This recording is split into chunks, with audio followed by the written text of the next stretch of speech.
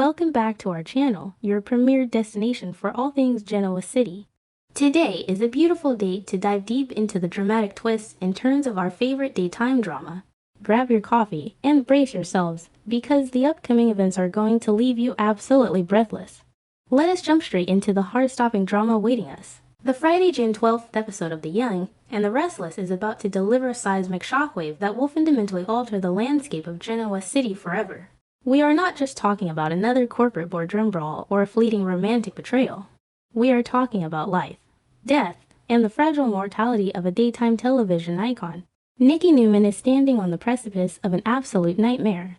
The elegant, fiercely resilient matriarch of the Newman dynasty is facing a battle that cannot be won with a checkbook or a ruthless corporate takeover. The walls are closing in on Nikki. The shadows are lengthening. The physical toll of her secret suffering is finally bubbling to the surface, and it is a terrifying spectacle to behold. This is a woman who has survived cults, alcoholism, and decades of Victor Newman's manipulative machinations, yet she is now being brought to her knees by an invisible, insidious enemy lurking within her own mind. The sheer terror of facing a death sentence is beginning to paralyze her, stripping away the glamorous facade she has maintained for decades. The tension is palpable. It is suffocating. Nikki is alone. The pain strikes. It is a blinding, agonizing throb behind her eyes. Her vision blurs. The room spins out of control. She grips the edge of the mahogany desk, her knuckles turning stark white. She cannot breathe. She cannot focus.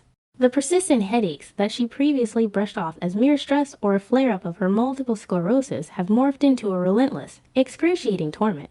Her vision, once sharp and observant, is now failing her, plunging her into terrifying moments of near blindness. The sheer panic that washes over her in these moments of darkness is incredibly hard to watch. She is losing control of her own body, and for a woman who has spent her entire life orchestrating the perfection of the Newman family image, this loss of autonomy is a fate worse than death. She is terrified, she is vulnerable, and she is completely, utterly alone in her suffering. Enter Victor Newman, the mustache, the man who misses nothing, yet has somehow missed the agonizing deterioration of his own wife. Victor walks into the room, his commanding presence instantly filling the space, and he catches Nikki in a moment of undeniable weakness. He sees the wince. He notices the unsteadiness in her posture. He asks the question. He demands to know what is wrong with her health. The air in the room instantly freezes. This is the collision of two titans. Victor is probing, his sharp eyes searching for the truth hidden behind Nikki's trembling facade. But Nikki, fueled by pride and a deep-seated resentment over their current marital estrangement, immediately breaks a massive, impenetrable emotional wall. She pushes him away. She snaps at him. She dismisses his concern as an invasive interrogation rather than a gesture of genuine care. She treats her failing health as a strictly private matter, violently shutting Victor out of the most terrifying moment of her life. And this is the moment I almost screamed at the screen. Why, Nikki? Why push away the one man who possesses the infinite resources to move heaven and earth to save you? But when we peel back the layers of their incredibly complex, decades-long romance, her reaction makes devastating sense. Nikki is acutely aware that their marriage is currently lying in ruins. She has watched Victor prioritize his ruthless vendettas, his corporate warfare against Phyllis Summers, and his manipulative games over their sacred union. She refuses to be a charity case. She absolutely refuses to allow Victor to return to her side out of a sense of obligation or pity. If Victor is going to love her, it must be because he wants her, not because he feels guilty that she is dying. Her pride is her shield, but in this critical moment, it is also her greatest liability. She is choosing to walk into the valley of the shadow of death completely alone, rather than risk becoming a burden to the man who has already broken her heart. Despite her fierce outward defiance, the internal reality is a completely different story. Nikki is terrified to her very core. The agonizing pain and the terrifying visual blackouts have finally shattered her denial. She knows she can no longer ignore the klaxons blaring inside her body. In a moment of quiet, desperate vulnerability, Nikki makes a call. She books the doctor's appointment. The walk into that medical clinic is depicted with an agonizingly slow, deliberate pacing that emphasizes the gravity of the situation. Every step she takes is heavy with the weight of her own mortality. She is not walking in as the invincible Mrs. Victor Newman. She is walking in as a fragile, frightened woman seeking answers that she is absolutely terrified to hear. The sterile, cold environment of the doctor's office stands in stark contrast to the lavish warmth of the Newman ranch, highlighting her profound isolation. The doctor enters. The expression on his face says it all. The air is sucked out of the room. The diagnosis is delivered. It is heartbreaking. It is catastrophic. The words echo in the sterile room. A rapidly growing mass. A severe neurological complication. A brain tumor. The exact medical terminology almost does not matter. What matters is the death sentence hanging in the air.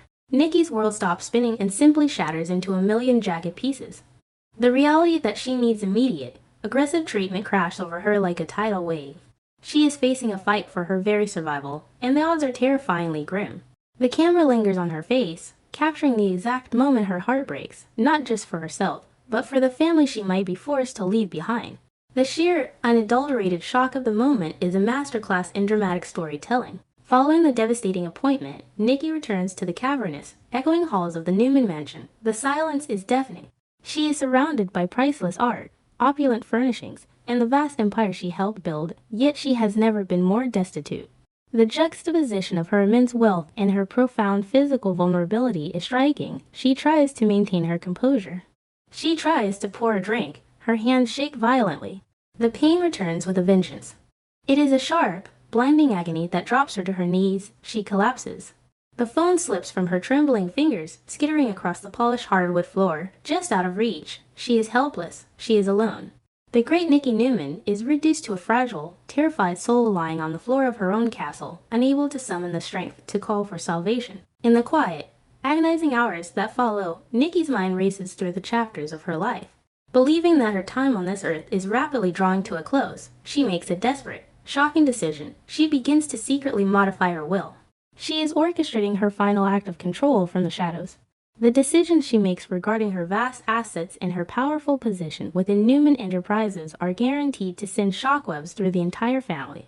She is preparing to hand over immense power to someone no one will ever suspect, setting the stage for a massive, unprecedented war over her legacy. Even in the face of death, Nikki Newman is a master strategist, ensuring that her final wishes will disrupt the very foundations of Genoa City.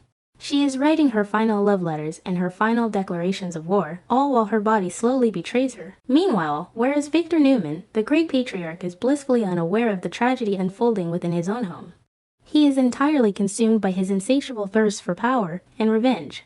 He is orchestrating his grand schemes against Phyllis Summers, manipulating Matt Clark, and demanding absolute loyalty from his children. He is playing God in the boardroom while his wife is dying in the bedroom. The dramatic irony is thick and suffocating. Every moment Victor spends plotting his corporate conquests is a moment he is stealing from the precious little time he has left with the love of his life. His obsession with control has blinded him to the one thing he is rapidly losing control over, Nikki's life. The tragedy of Victor's ignorance is a poignant reminder of the true cost of his ruthless ambition. The question that is burning in the minds of every single viewer is, how will Victor react when the devastating truth finally shatters his carefully constructed world? When the impenetrable wall of his arrogance is breached by the agonizing reality of Nikki's illness, the fallout will be apocalyptic. Victor Newman does not handle helplessness well. He is a man who buys solutions, who bullies fate into submission. But he cannot buy cure for a terminal diagnosis, and he cannot intimidate a brain tumor. The moment he discovers that Nikki has been suffering in silence, that she pushed him away because of the toxic environment he created, the guilt will be absolute and crushing. It will be a reckoning of biblical proportions for the Newman patriarch. Adding fuel to this impending inferno is the undeniable presence of Jack Abbott. While Victor has been alienated by his own actions, Jack has remained a steadfast, compassionate presence in Nikki's periphery. When the crisis reaches its boiling point, it is highly likely that Jack will be the one to offer the unconditional support that Nikki so desperately craves. The mere thought of Jack Abbott standing by Nikki's hospital bed, holding her hand while she faces the abyss, is enough to drive Victor to the brink of insanity. The jealousy, the rage, and the profound realization of his own failures will create a volatile emotional cocktail that threatens to destroy whatever remains of the Newman family structure. Jack's genuine care stands in stark contrast to Victor's recent neglect, highlighting the tragic consequences of Victor's priorities. The urgency of the situation cannot be overstated. Nikki's illness is not a slow, lingering decline. It is a rapid, terrifying descent into darkness. The symptoms are escalating with terrifying speed. Every headache is a ticking clock. Every moment of blurred vision is a glimpse into the impending void. The stakes have never been higher. This is not about money, or power, or corporate legacy. This is about the fundamental, primal fear of extinction. Nikki is staring into the eyes of death, and the reflection she sees is a woman who has spent her life fighting, only to face an enemy she cannot defeat. The raw, visceral emotion of this storyline is destined to leave an indelible mark on the history of the show. As the Friday episode races toward its heart-stopping conclusion, the pieces of this tragic puzzle fall into place. The diagnosis is confirmed. The reality is inescapable. Nikki Newman is in the fight of her life. The walls of the Newman Empire feel cold and hollow. The billions of dollars in the bank are entirely worthless against the relentless march of this disease. The episode is a masterfully crafted symphony of suspense, sorrow, and impending doom. It forces us to confront the fragility of the characters we have loved for decades. It strips away the glamour and the power, leaving only the raw, vulnerable humanity of a woman terrified of the dark. The stage is set for a storyline that will undoubtedly define this era of the young and the restless. The tears will flow, the alliances will shift, and the Newman family will be tested in ways they never thought possible. Will Victor's ultimate realization of Nikki's condition come too late to mend the shattered pieces of their marriage? Can the great Victor Newman find a way to save the woman who has been his anchor for a lifetime, or will his past mistakes condemn him to watch her slip away?